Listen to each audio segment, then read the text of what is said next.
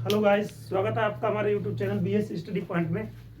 आज का हमारा जो टॉपिक है 12th क्लास में जो इंटर का लास्ट चैप्टर है जिसको बोलते हैं जैव विविधता एवं संरक्षण, तो उसको पढ़ना है यानी बायोडाइवर्सिटी एंड कंजर्वेशन। तो उसमें जो ये टॉपिक है जिसको बोलते हैं जैव विविधता में क्षति यानी लॉस ऑफ बायोडाइवर्सिटी। आखिर तो पहले ये क्या कि बायोडाइवर्सिटी है क्या। हम जगह जगह जब बाहर घूमने निकलते हैं तो हम देखते हैं नए नए चेहरे, तो नए नए चेहरों में हमें तरह तरह के लोग दिखाई देते हैं। तो कहीं देखें तो कान में झिंगुर आ गया, कभी कभी क्या देखते हैं कि आगे भैंस दिख रही है, गाय दिख रही है, और अन्य सारे पशु पक्षी भी हमें दिखते हैं। तो जब भी हम उनको देखते हैं तो उनकी जो स्ट्रक्चर है वो सबकी संरचना अलग अलग है। तो हम देखते हैं कि वो अलग अलग जो संरचना है वही जो इन्वायरमेंट पे है वो क्या है, विविधता है यानी भिन्नता है। तो जीवों में जो पाई जाने वाली विभिन्नता है उसी को हम क्या बोलते हैं, विविधता बोलते हैं, और उसी को क्या बोलेंगे, जैव विविधता। तो जैव विविधता में जो क्षति है यानी उसको कैसे नुकसान हो रहा है तो उसको पढ़ते हैं। तो हाल ही में 2004 में आई जो आईसीएम की रेड लिस्ट है उसके अकॉर्डिंग अगर बात करें तो पिछले 500 वर्षों में लगभग 784 जो जातियां हैं वो विलुप्त हो चुकी हैं, और उनमें विलुप्त हुई जो जाति हाल ही में है उनमें 338 जो है वो वर्टिब्रेट्स हैं जिनको बोलते हैं कशेरुकी जंतु, और जो 359 जातियां हैं वो इनवर्टिब्रेट्स की हैं, अकशेरुकी की हैं, और 87 जो है वो प्लांट यानी पादप जातियां जो है विलुप्त हो चुकी हैं, यानी पृथ्वी से इनका नामो निशान मिट चुका है। ठीक, अब बात करें कि नई हाल ही में जो नई जातियां जो विलुप्त हुई हैं उन नई जातियों में बात करें कौन कौन सी हैं। तो जो मॉरिशस का एक डोडो है, जैसे बतख नहीं होती फुदक फुदक के चलती है, तो वो फुदकिया वाली जो एक पक्षी है जिसका नाम क्या है, डोडो, ये हाल ही में क्या हो चुका है, विलुप्त हो चुका है।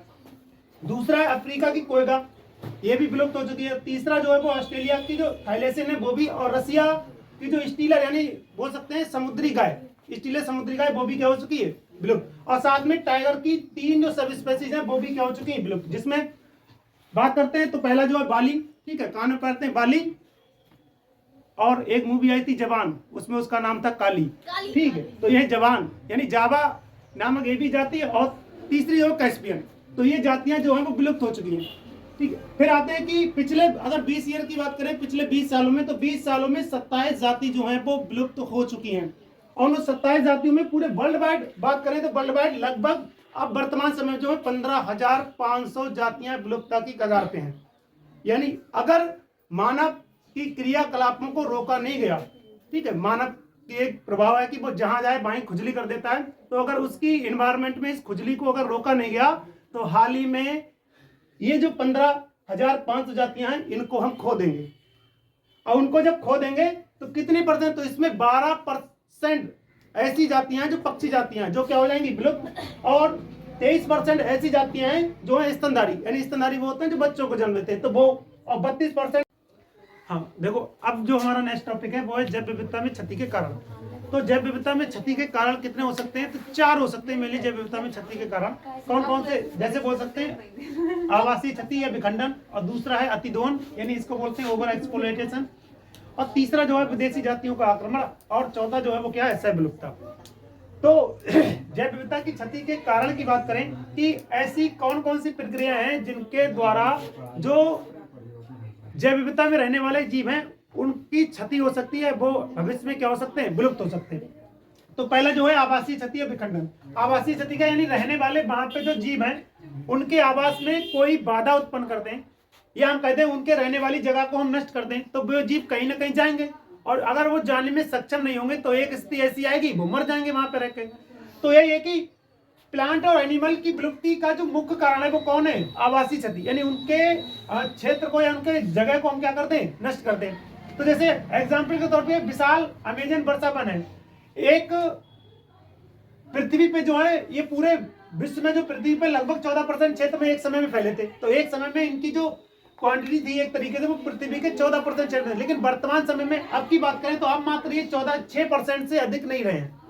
तो इसका कारण कौन है, इसका कारण क्या है कि उनके आवास में क्या करते हैं, क्षति हो रही है इस वजह से। जैसे इसको जो अमेजन वर्षा वन है इनको पृथ्वी का फेफड़ा करते हैं, क्यों, क्योंकि पूरी पृथ्वी पर ऑक्सीजन का 20% भाग जो वो यहीं से प्रोड्यूस होता है।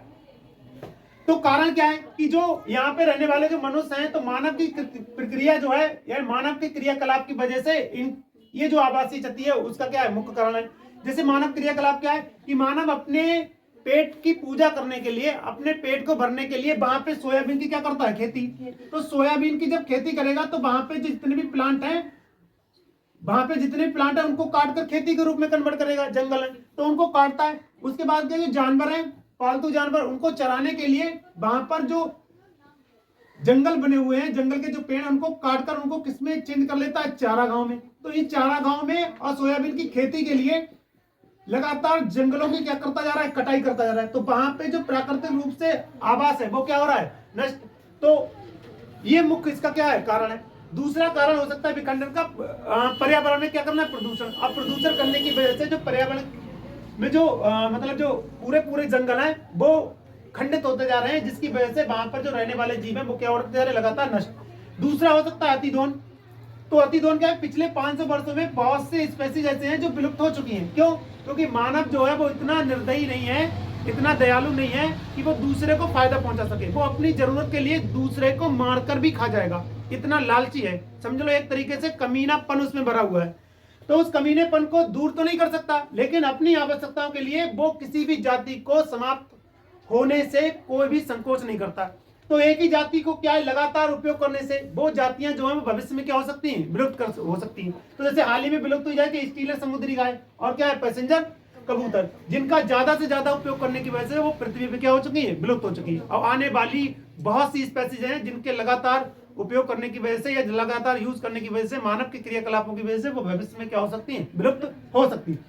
अब देखो विदेशी जातियों क्या करना, अब कोई चीज हम लाए फायदे के लिए, लेकिन वो पेट में, जैसे मान लिया हमने क्या खाया, हमने लड्डू खाया, अरे मजा आ गया, मिठाई खाई, लेकिन पेट में हो गई गुड़गुड़। अब उस लड्डू ने इतना अपना कमाल किया, यानी लाए तो तुम, खाया तो तुमने फायदे के लिए था, लेकिन वो क्या कर दिया उसने, नुकसान। अब तुम किसी को जाने ही नहीं दे रहे सुबह सुबह अपने आप में। क्यों? क्योंकि उसने उसको खाया तुमने फायदे के लिए, लेकिन हो क्या गया, नुकसान। तो बेसिकली विदेशी जातियों को हम लाए थे तो फायदे के लिए, लेकिन वो इतनी आक्रामक हो जाती हैं कि वो अन्य जातियों के लिए क्या हो जाती हैं, हानिकारक। जैसे क्या है कि एग्जाम्पल के तौर पर कि जो नील नदी है, तो नील नदी में जो एक झील, नील नदी जो है उसमें एक मछली है जिसका नाम है नाइल पर्च। नाइल पर्च, इस मछली को, नाइल पर्च को अफ्रीका की विक्टोरिया झील में लाकर डाला गया। अफ्रीका की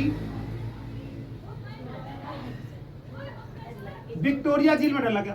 तो इसने अपना कमाल इतना करा, लाए तो इसको लिए फायदे के लिए था, विक्टोरिया झील में डाला गया, तो लाए तो इसको फायदे के लिए था, लेकिन इसने वहां पे जो प्राकृतिक रूप से विक्टोरिया झील में जो आवाज कर रही थी सिचलिड मछलियां, तो जो सिचलिड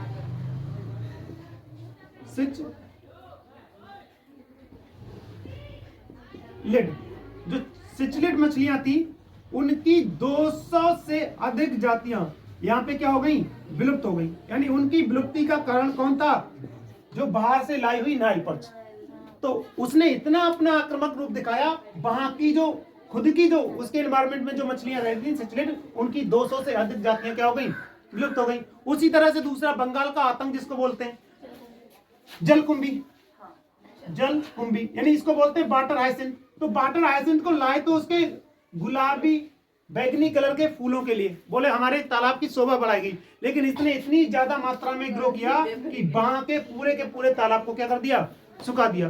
तो विदेशी जातियों का आक्रमण किया कि लाए तो फायदे के लिए था, लेकिन उसने क्या कर दिया, नुकसान। जैसे खाया लड्डू फायदे के लिए था, कर क्या दिया, नुकसान। अब दूसरा है सहविलुप्तता। सहविलुप्तता का बढ़िया सा एग्जाम्पल, जैसे हम किसी के प्यार में कतई मरे जा रहे हैं, अब वो मरे जा रहे हैं, तो उसने क्या करा, जो हमारी महबूबा थी उसने खा ली गोली, तो बड़े प्यार में लैला जो थे उसने भी खा ली गोली। तो मतलब क्या है, एक के प्यार में पड़े थे, दूसरा भी क्या हो गया, मर गया। मतलब एक जीव पे जो डिपेंड दूसरा जीव है, अगर जिस पे वो डिपेंड है वो मर गया, तो उसके साथ में वो भी क्या हो जाता है, समाप्त हो जाता है। तो इस टर्म को क्या बोलते हैं, सहविलुप्तता।